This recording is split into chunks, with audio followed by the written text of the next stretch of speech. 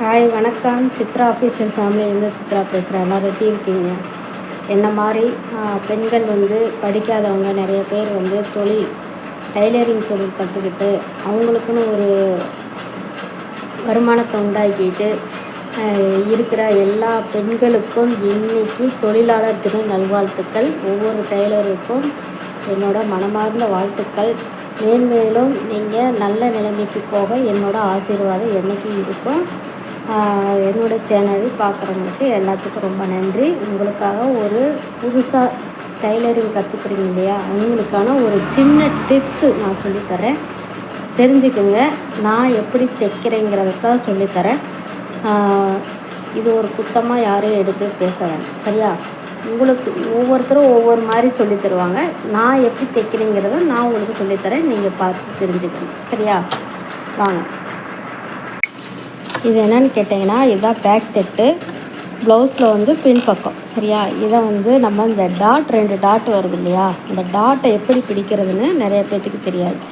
இது centre point. நம்ம மடிச்சிருக்கோம் இல்லையா, அந்த மடிப்பு நல்லா தெரியுது பாருங்கள்.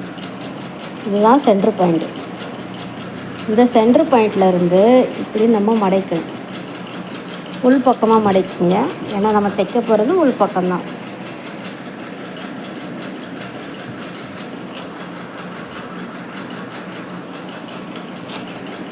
நிறைய பேர் இதுக்கு மெஷர்மெண்ட் சொல்லுவாங்க. மெஷர்மெண்ட் இல்லாமல் நம்ம எப்படி தைக்கலாம் அப்படிங்கிறக்காக தான் நான் சொல்கிறேன். இதை இந்த ஷோல்டர் இருக்கு இல்லையா, இந்த ஷோல்டரோட நடு மையப்பகுதி, சரியா? இங்கே பார்த்து இந்த ஷோல்டரோட நடு மையப்பகுதி, இந்த நடு மையப்பகுதியை நம்ம இப்படி மடைக்கணும். இப்படி மடக்கி பாருங்கள்,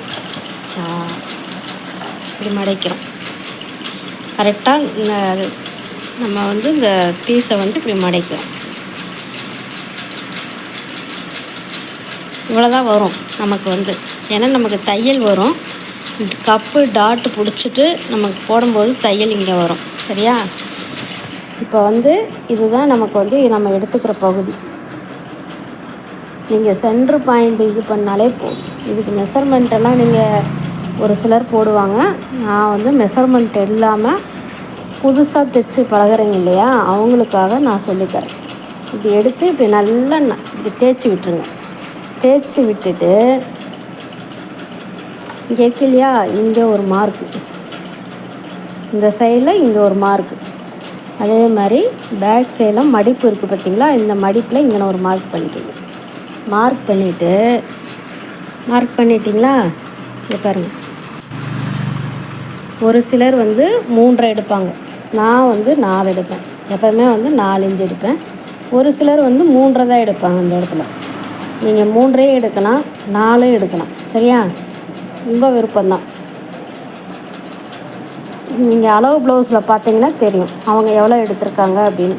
நான் மேக்ஸிமம் 4 தான் எடுப்பேன். ஏன்னா எனக்கு அப்போ தான் கரெக்டாக இருக்கும், சரியா? இந்த இடத்துல கரெக்டாக மார்க் பண்ணிக்கிங்க, சரியா? அதே மாதிரி பேக் சைடில் இந்த சென்டர் பாயிண்ட் மார்க் பண்ணி வச்சுக்கணும். இதுதான் நம்ம தைக்க போகிறோம். ஒரு நிமிஷம். ஃபோனில் பிடிக்கிறக்கு ஆள் இல்லாதனால நானே கையில் வச்சுக்கிட்டு உங்களுக்கு படம் போட்டு காட்டுறேன். பாருங்கள், நம்ம தைக்க போகிறது இப்படி தான் தைப்போம், சரியா? இந்த பக்கம் 1/4 இன்ச்சு, இந்த பக்கம் 1/4 இன்ச்சு, 1/2 இன்ச்சு பிடிப்போம். இந்த பக்கம் 1/2 இன்ச்சு, அந்த பின்னாடி இன்னொரு துணி பீஸ் இருக்கு இல்லையா, அதில் ஒரு 1/2 இன்ச்சு பிடிப்போம். இவ்வளோதான் இது பின்னாடி பக்கம். சிம்பிளாக நான் எப்படி இந்த அளவு எடுக்கிறதுன்னு உங்களுக்கு சொல்லியிருக்கேன்.